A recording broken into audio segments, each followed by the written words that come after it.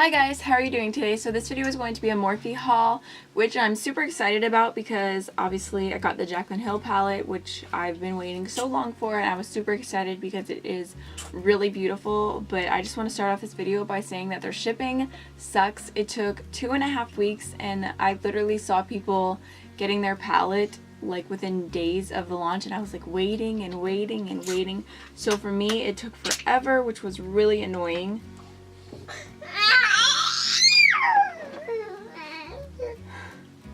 I also just wanted to mention that if you shop on Morphe and you use the code ADOPTLOVE, it actually goes to an animal shelter, so that's the coupon code that I always use.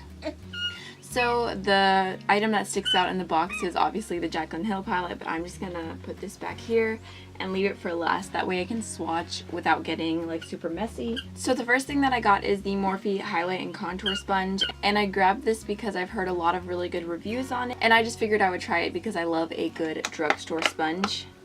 So even though it's completely dry right now, it does have a really good softness to it, and it feels bouncy. Like really nice. So I'm so excited to try this and wet it and see if it's amazing. Next I got a few brushes, and for Morphe, just because their shipping is really annoying, I always keep a list on my phone. Whenever I hear people recommend brushes and they look like interesting or different, I keep a list, so whenever I make an order I can grab a few instead of just getting one at a time or whatever. So I feel like I got some really good ones here. Just in general, I feel like Morphe brushes can be a little bit hit or miss. So there's definitely some that I've gotten and not liked, but I also have some that I've gotten like fallen in love with. So I just keep trying more. First one I got is the M510, and I believe this is the highlight brush that Jaclyn Hill always uses. I went to purchase this a few months ago, but it was out of stock. So I'm just excited to try this one.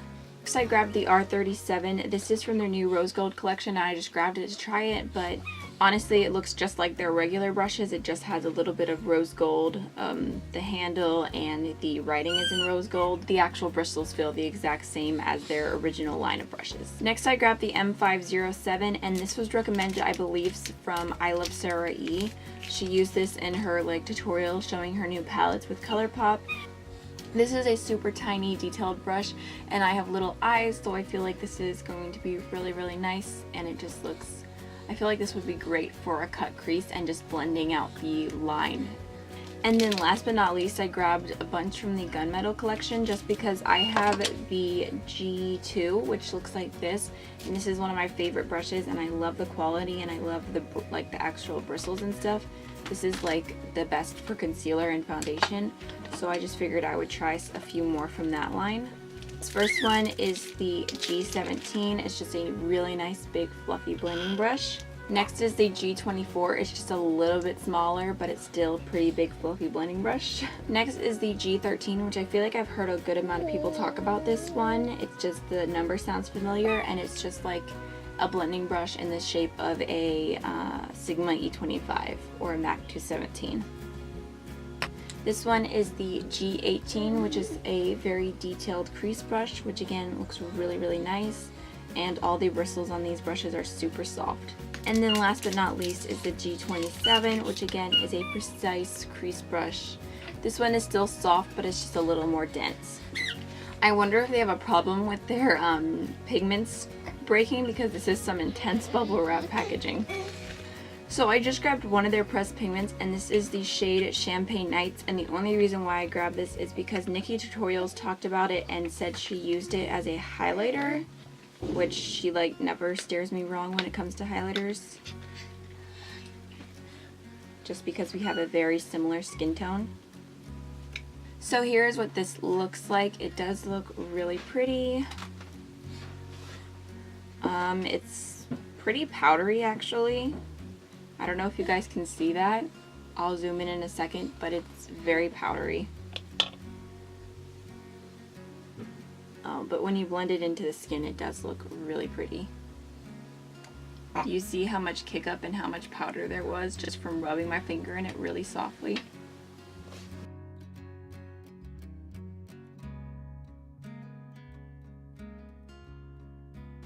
Alright, so now time to talk about the Jaclyn Hill palette.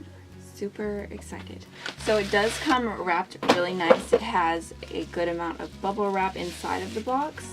I was also lucky enough to receive a tiny little sheet with all the names on it, so I think I'm going to tape this on the back or maybe on the inside, that way I have all the names.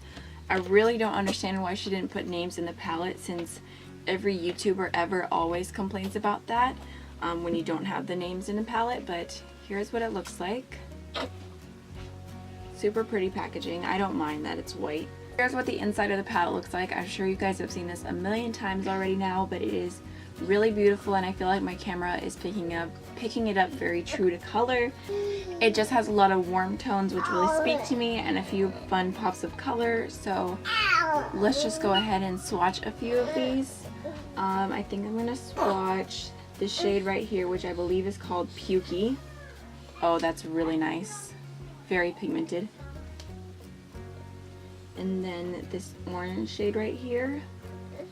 Oh, these are swatching really good. I'm gonna do this blue. These are feeling really nice, you guys, and I think I'm gonna do this pink right here. So here's what the shades look like. You guys can see there's still a ton of color left on my fingers.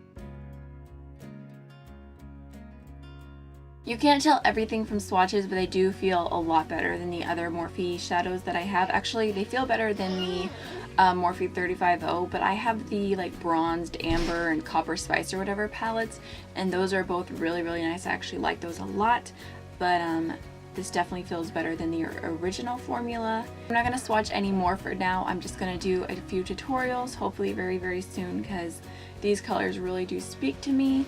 And obviously I'm gonna be honest with you guys, I like Jaclyn Hill, but she's not like worth not being honest, so I really do think that they feel really nice and pigmented. So that is everything for this video. I hope you guys enjoyed. Don't forget to like, comment, and subscribe, and I will see y'all in the next one. Bye.